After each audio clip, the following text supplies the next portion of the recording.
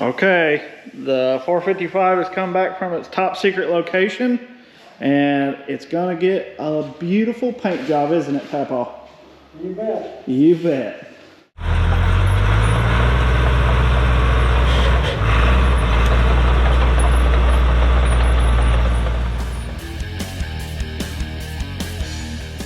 Okay, the 455 has come back from its top secret location, and it's gonna get a beautiful paint job, isn't it, Papa? You bet. You bet. We got the roof or the hood off, got everything, gonna strip it down, gonna put you on time lapse and let you see what we do all day, every day. Isn't that right, Papa? That's right. That's right. All right, here we go.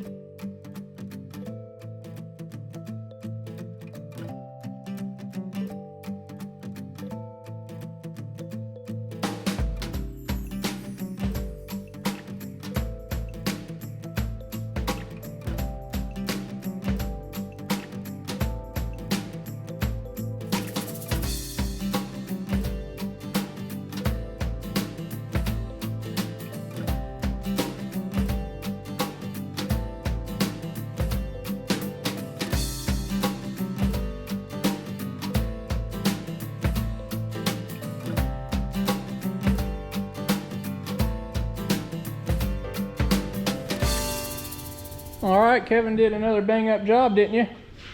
Sure. What you got there? I got another arm. I wonder if our viewers remember that situation from top secret location. I hope not. So remember, we made that return to dig arm in a couple videos before, and when we took it out in our top secret location, had a little interference issue. So Kevin's modifying it. If you don't know what that is, it actually goes up here on the cylinder, clamps on here, and it tells this bucket when to come back to level. But we had the bracket turned sideways here, and it was actually hitting inside the arm, so we're going to turn it where the ears are straight up and down. But Kevin got this thing all looking pretty while I was gone at an auction. It's looking great. So him and Randy got it all sanded and painted, and I left him the camera, and I don't really know what he said, so it's hard telling what's on there. We've got all these parts and pieces to put on there. Got the hood, painted all that stuff separate, get a little better job. Hood, side screens, back panel. I got exhaust pipe and all that good stuff on there. So then we got a set of decals that Tucker made us. We'll get this thing all buttoned up, and we'll be rolling her outside here in a little bit.